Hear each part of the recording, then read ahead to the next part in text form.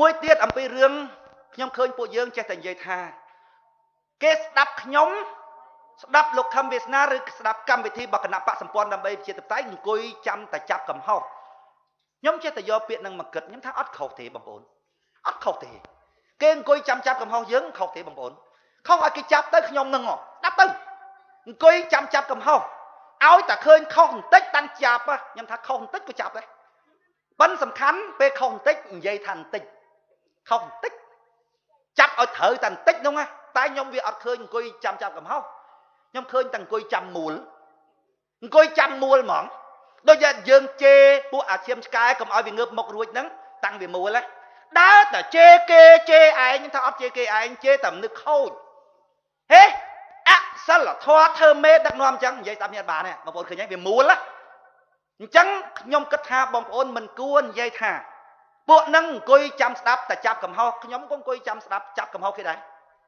ពេលគេនិយាយខ្ញុំអង្គុយចាំស្ដាប់ចាប់កំហុសហើយខុសតាណាចាប់ខុសតាណាចាប់ប៉ុន្តែស្មោះត្រង់ណាចាប់បលើសគេខ្ញុំយល់ថាតម្លៃរបស់ខ្លួនខ្ញុំចាប់ដោយស្មោះត្រង់ហ្មងអាណាមិនឲ្យតម្លៃតែអញដឹងអញឲ្យតម្លៃខ្លួនអញចាប់ដោយស្មោះត្រង់អញ្ចឹងពាក្យថាគេអង្គុយចាំចាប់កំហុសអត់មានអីខុសទេចាប់ទៅកំហុស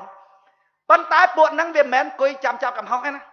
អង្គុយមើលកន្លែងណាដែលវាអាចមូលបានវាអាចបន្លប់គេបានវាមូលយកតែហ្មងអាត្រង់ហ្នឹងដែលយើងថាឲ្យវាអង្គុយចាំចាប់កំហុសអត់ទេយើងអង្គុយចាំចាប់កំហុសដែរប៉ុន្តែចិត្តរបស់យើងអត់មានមានះទេអត់មានចង់មូលគេអត់មានដឹងថាគេល្អរួចហើយអង្គុយចាំចាប់មូលគេទេគឺយើងដឹងថាវាខូចមែនតែពួកវាអត់អញ្ចឹងទេណាវាដឹងថាយើងល្អហើយវាអង្គុយហ្នឹងមិនមែនចាំចាប់កំហុសហើយវាដឹងថាយើងគ្មានកំហុសទេតែចិត្តយើងល្អហើយតើមានកំហុសអីរួចបងប្អូនកំហុសអីរួចចិត្តវិសុទ្ធិសីលវិសុទ្ធិចិត្តរបស់យើងចង់ជួយគេសម្ដីរបស់យើងទាំងស្រុងត្រូវហ្មងបងប្អូនជេរក៏ជេរចំពួកអាខូចជេររបស់ខ្ញុំថែមទាំង